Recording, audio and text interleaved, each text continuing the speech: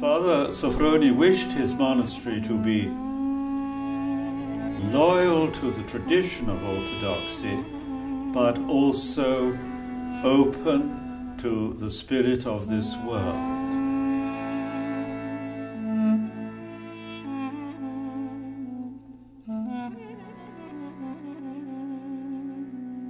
I had the opportunity, the blessing, to meet Father Sophronios of Essex many times.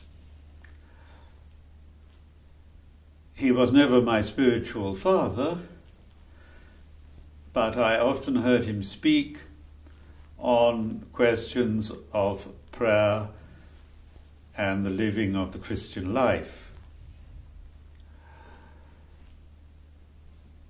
Let me refer first of all to the monastery that he established, the monastery of St. John the Forerunner, St. John the Baptist, in the village of Tollisant Knights in Essex.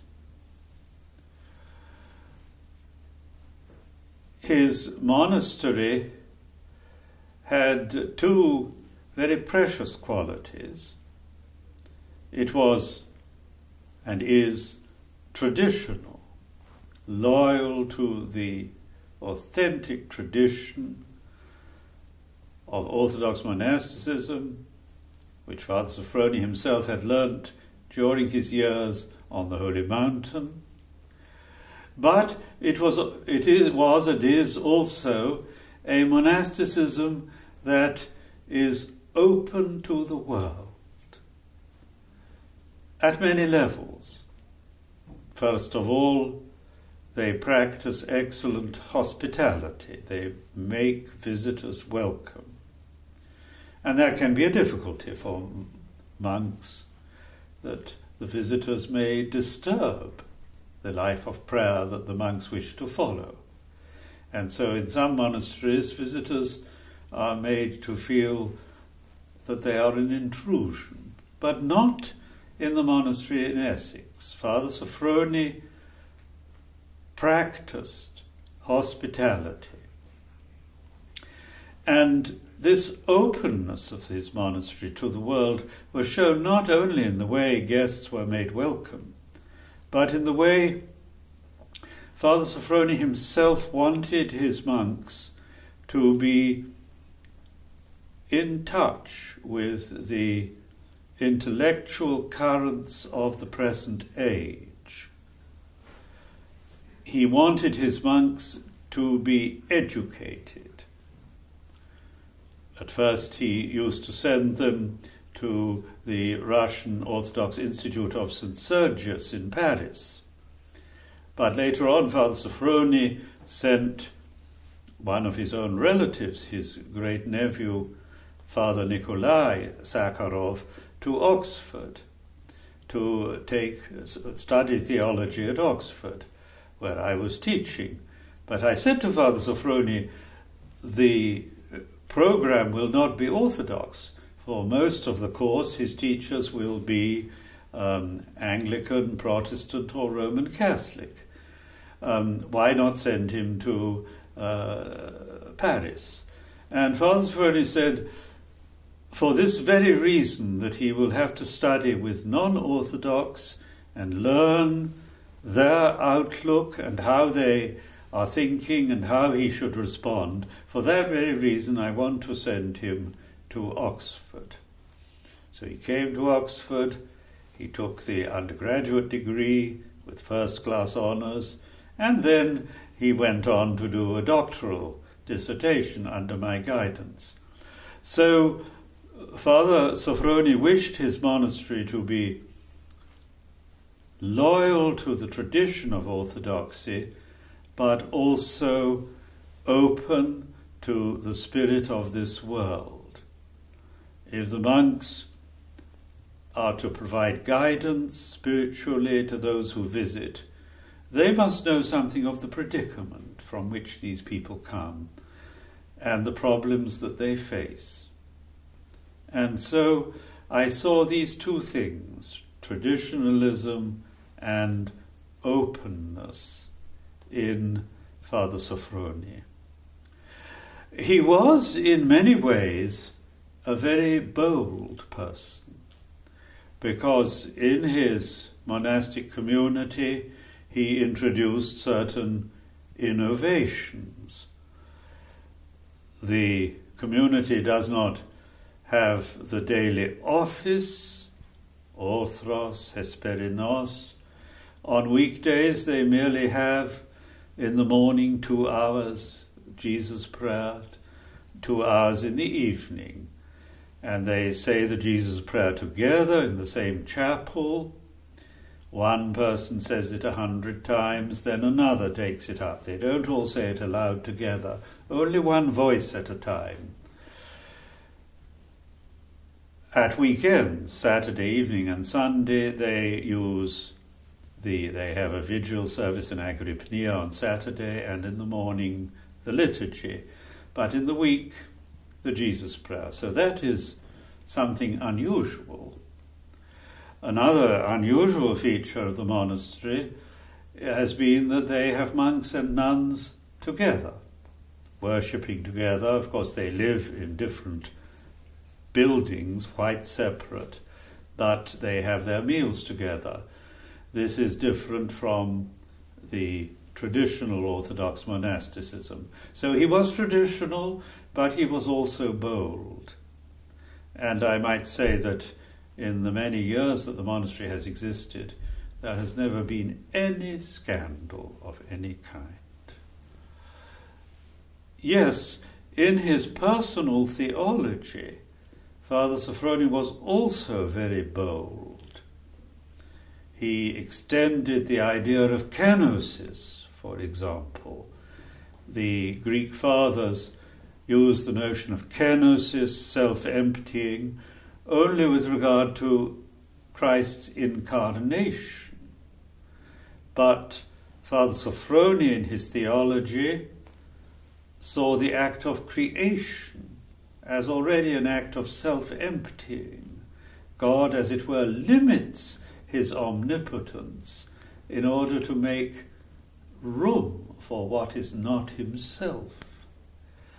This is an idea he took from the Russian theologian Father Sergei Bulgakov, but he extended the idea of kenosis even further and applied it to the life of the Trinity, that in their mutual love, the persons of the Trinity empty themselves in order to be open to the other. This is quite an unusual idea. I'm not sure whether I personally agree with it, but I mention this simply to show how Father Sophrony was a bold person in his teaching, in his own thought, as well as in his organizing of the monastic life. But if he was bold, he was also a humble person. He was a very sensitive person who was upset by criticisms and attacks.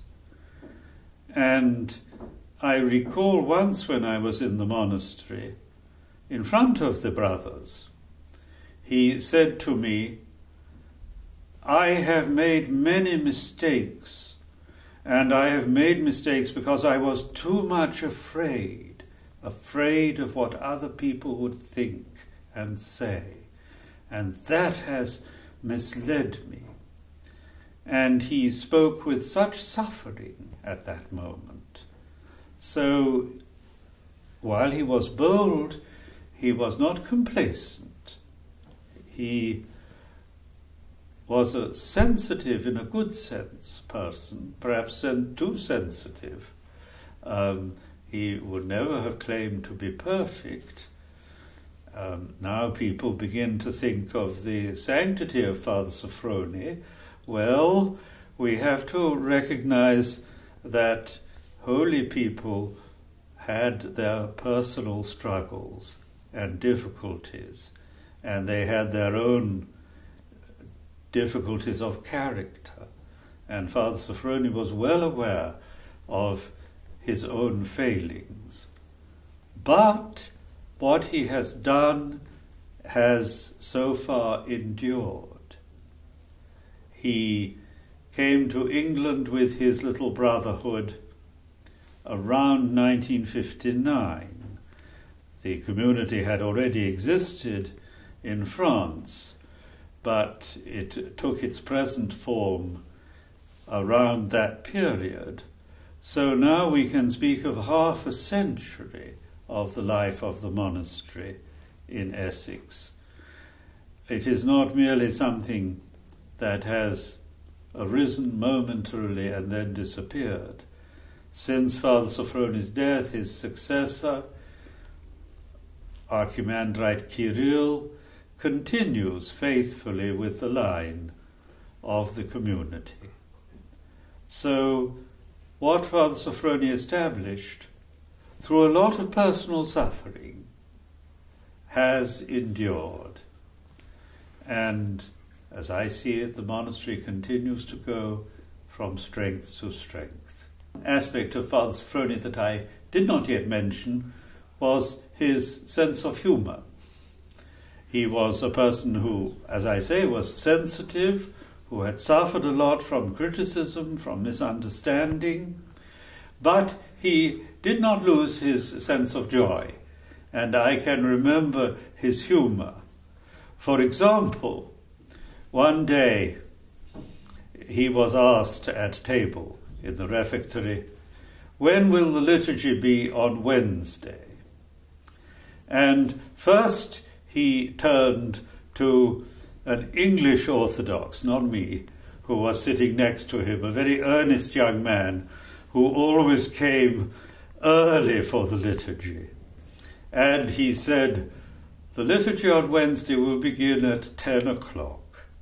Then he turned to a Greek lady on the other side who always came late, and he said, "The liturgy on Wednesday will begin at 7 o'clock. So this was typical of his sense of humour. His book on Saint Sylvan has opened the eyes of very many people, and certainly it has influenced me. His own writings are often quite complicated, especially when he speaks about hypostasis. But his interpretation of the teaching of Saint Sylvan is most valuable. And if it was not for Father Sophrony, the world would never have learnt about Saint Sylvan, who led a hidden life in the Russian monastery. I remember when I went to the Russian monastery, back in the 1960s, this was long before Saint Sylvan had been glorified as a saint. The Russian monks said to me, "Why are you English people always talking about Father Sylvan? There was nothing so extraordinary about him. We have had many monks like that in the monastery." Yes, Father Sylvan was a humble monk who faithfully led the life of prayer, such as the monk follows. But if it wasn't for Father Sophrony, he would have remained completely hidden, like the other monks they mentioned. I'm sure there are many hidden saints on the Holy Mountain. But it's good that sometimes there is an interpreter who will make them known. And that is what Father Sophrony did.